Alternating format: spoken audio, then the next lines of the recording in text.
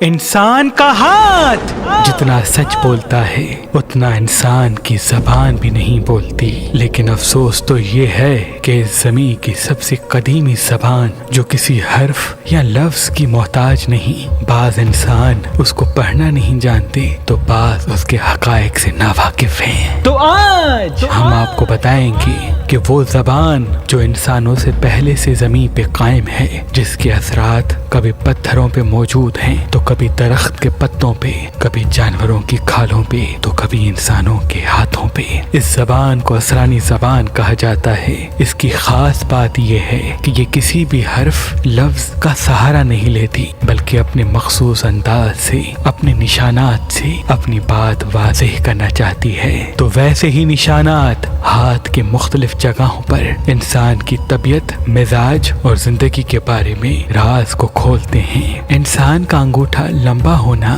یا اس کے پہلے پور میں آنکھ کا بن جانا اس بات کو واضح کرتا ہے کہ یہ انسان محنتی، ہنرمند اور اپنی منزل چیر کے حاصل کرنے والا ہوگا۔ لیکن اگر اسی ہاتھ میں اسی نشان کے ساتھ بار بار کٹ کے نشان آتے ہوں، یعنی وہ محنت تو بہت کرے گا لیکن ان کی چیزیں الجھیں گی۔ اس کو چاہیے کہ وہ فوکس جس چیز پہ رکھنا چاہتا ہے اس چیز پہ مسلسل رکھے، انشاءاللہ منزل ان کے ساتھ ہوگی۔ جس انسان کی زندگی کی لکیر چاند کی طرح گھومتی نہیں بلکہ مون ایریا کی طرف موو کرتی ہے، ایسا انسان جہاں وہ پیدا ہوا وہاں وہ رہے گا زیادہ نہیں، مختلف جگہوں پہ جائے گا اور سفر کے ساتھ اس کی زندگی کی کامیابی جڑی ہوتی ہے۔ اور جس انسان کے انگوٹھے سے اندر زندگی کی لکیر کے ساتھ لکیریں عطارت کی طرف جاتی ہیں، یعنی ان کے عزیز و اقارب ان کے سب سے بڑے محسن ہوتے ہیں، اگر اس لکیر میں کٹ کے نشان ہوں تو اس کا مطلب بیچ کے کچھ ایسے لوگ ہوں گے جو عزیز و اقارب اور ان کے درمیان اختلافات کو بڑھا سکتے ہیں۔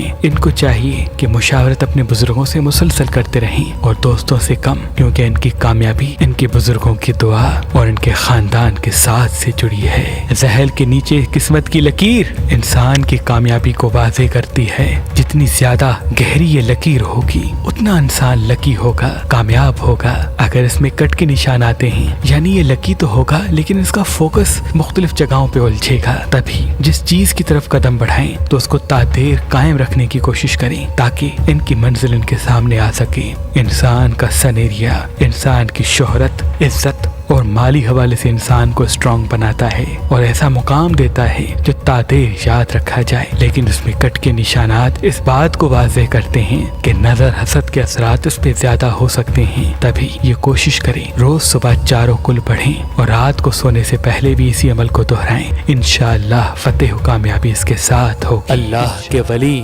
حضرت شاہ شمس تبریز نے فرمایا کہ حسینی عقیق پہننے سے نظر، تعویذ، جادو انسان پہ اثر نہیں کرتے اور انسان کے کاموں میں رکاوٹیں ختم ہونے لگتی ہیں۔ تو ابھی ہماری ویب سائٹ مہربانی.com پہ آئیں اور یہ پتھر حاصل کریں۔ آپ اپنا لکی پتھر ہماری اپلیکیشن جو گوگل پلے اسٹور اور آئی فون ایپ اسٹور پہ موجود ہے ان سے بھی حاصل کر سکتے ہیں۔ مزید معلومات کے لیے ہمارے نمبر پہ کال کریں۔ اللہ آپ کو سلامت رکھے۔